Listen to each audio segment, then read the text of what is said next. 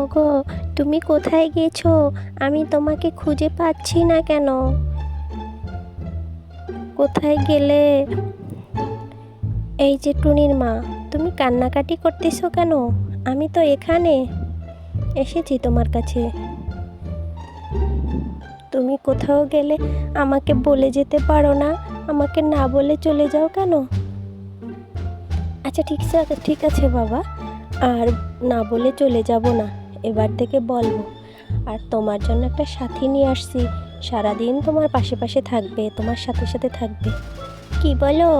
কে? কাকে নিয়ে আসছো? একটা বিয়ে করে বউ নিয়ে আসছি তোমার জন্য সাথী। কি বললা? তুমি বিয়ে করেছো? বিয়ে করে বউ নিয়ে এসেছো? হায় রে, আমার কপাল পড়লো। কি বলো টুনির মা? তোমার কপাল কেন পড়বে? আমি তো তোমার জন্য সাথী নিয়ে আসছি। দূর, পাগল জানি কোথাকে, আমার সাথীর দরকার নেই। তুমি কেন বিয়ে করেছো? আমার দরকার নেই সাথীর। দিদি, না দিদি বলবো না, ঠিক আছে। আপু, রাগ করেন না, কি হয়েছে? আমি আপনার সাথে থাকবো সব সময়, দুই বোনের মতো। বন্ধ করো তোমার কথা, ভালো লাগছে না আমার কাছে। এরকম করতে হয় না আপু, আমি আপনার ছোট বোনের মতো থাকবো।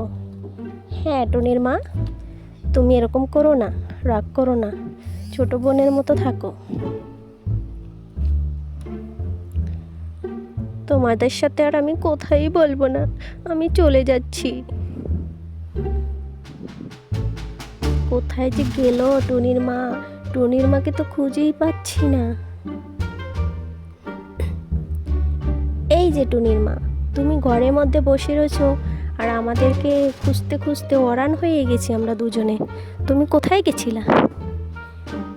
আমি আর তোমাদের সাথে কথা বলবো না, তোমরা আমার সাথে প্রতারণা করেছো, আমি আর কথা বলবো না। রাগ করে না লক্ষ্মীটি, তোমার জন্য তো সাথী নিয়ে আসছি, তোমার কষ্ট হবে তাই। তুমি সারাদিন একা একা ঘরে থাকো, তাই জন্যই তো নিয়ে আসছি। হ্যাঁ আপু, তাই তো নিয়ে আসছে। তুমি রাগ করতেছো কেন?